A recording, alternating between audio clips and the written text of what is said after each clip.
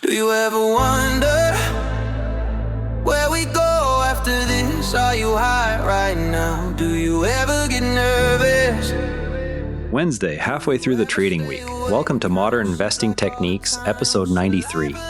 It's July 1st, 2026, and I'm Patrick in Vancouver. Midweek, let's reassess this week's positions and look for fresh setups. Quick reminder, everything we discuss here is for education and entertainment. The practice investment of the day uses simulated trades with no real money. I'm not a licensed financial advisor, and this isn't financial advice. Always do your own research before putting real money to work. International Tech's first half outperformance gives Canadian TFSA holders a concrete reason to add global equity exposure beyond US names. The S&P 500 closed at 7,499, up 0.8%. The Nasdaq Composite closed at 26,214, up 1.5%. The TSX Composite closed at 34,857, up 0.1%. Non-US tech names led first half gains while US big tech lagged. Gold posted its worst quarter in 13 years. Oil prices moved on shifting US-Iran talks.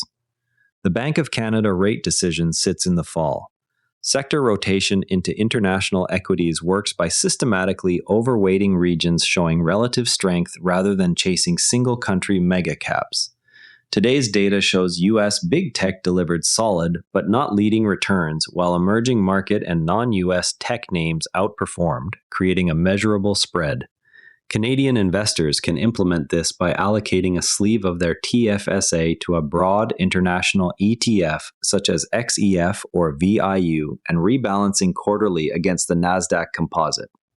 The approach has historically delivered excess returns during periods when US valuations stretched and global earnings revisions turned positive. Risks include currency translation losses and delayed reaction when US names re-accelerate. The key metric to watch is the rolling 3-month relative performance of the MSCI ACWI ex-USA versus the Nasdaq. This is the exact scenario where our earlier rule about closing price confirmation would have helped avoid chasing headline strength alone.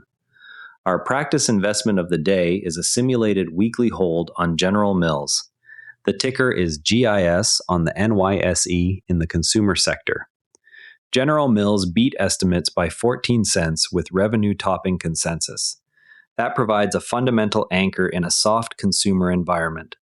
Entry is considered only after a positive close to satisfy confirmation rules. The initial stop sits 6% below entry. The target is plus 2% to plus 5% over the 5-day window if follow-through buying appears. This is a medium confidence setup because it rests on a single earnings catalyst without volume or technical confirmation yet. This trade demonstrates how to evaluate an earnings beat as a potential entry while respecting the requirement for closing price confirmation before treating the catalyst as complete. Yesterday's flash trade on MU entered at $1,233 at market open and exited at $1,213.56 at market close. The position lost 1.58%, or $15.77 on a $1,000 simulated stake. The Nasdaq rose 1.5% the same day, producing negative 3.08% alpha on that trade. The single-day momentum entry reversed without follow-through. This reinforces that earnings revision signals need sustained price action rather than opening strength alone. The rule now in effect is to require closing price confirmation before declaring any catalyst trade complete. Bloomberg Wealth Advisors outline a repeatable process for deploying a 6-figure windfall across asset classes using current valuations and risk budgets. Canadian listeners can adapt the same framework inside a TFSA by mapping the recommended equity, fixed income, and alternative buckets to available ETFs. The edge comes from forcing explicit position sizing before market moves rather than reacting after the fact. The Bank of Canada quarterly survey aggregates views from financial finance market participants on growth, inflation, and policy expectations. Investors can layer these consensus ranges into macro regime screens to adjust sector weights ahead of Bank of Canada decisions. The raw results are released on the Bank of Canada website at 10:30 ET on survey dates. ServiceNow jumped 4% after Guggenheim flipped from neutral to buy on strong software fundamentals.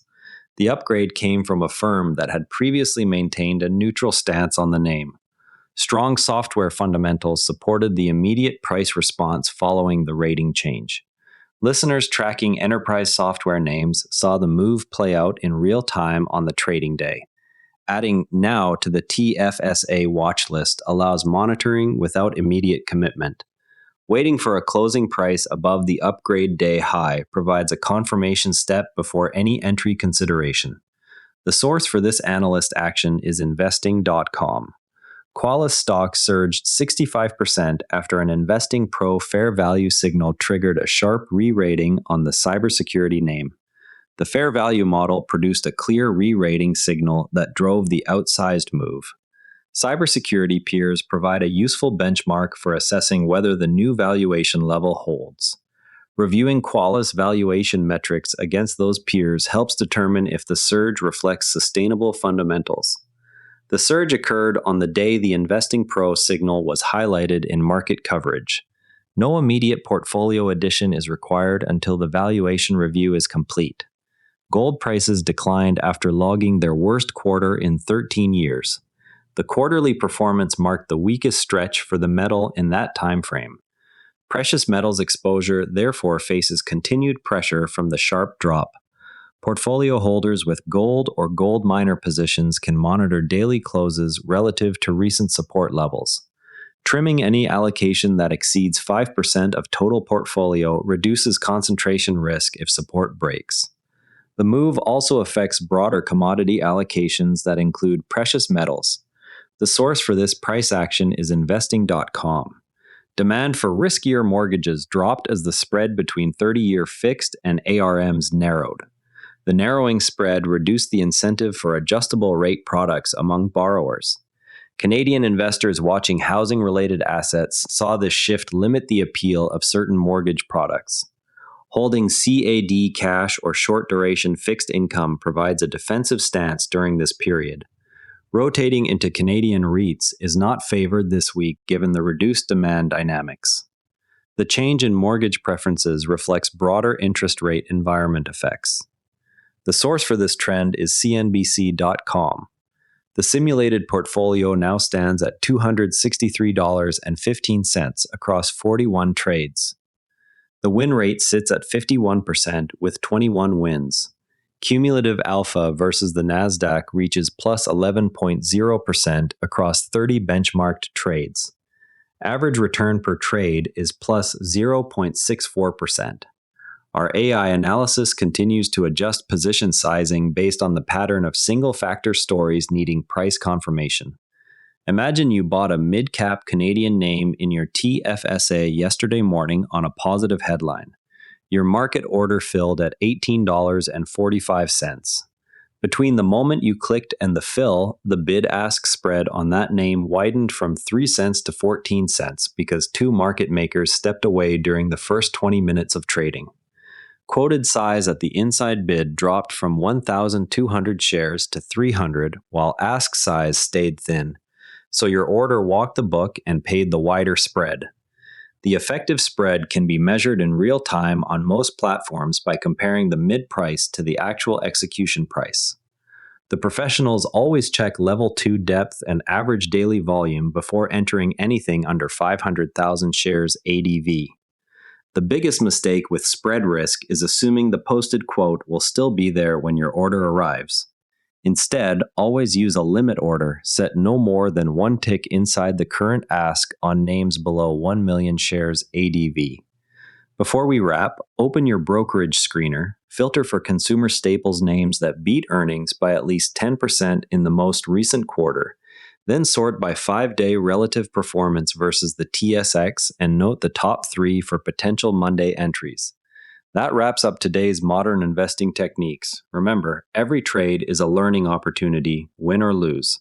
Subscribe, share with a friend who wants to invest smarter, and we'll see you tomorrow. And if you'd rather watch than listen, find us on YouTube at Nara Network. Links in the show notes.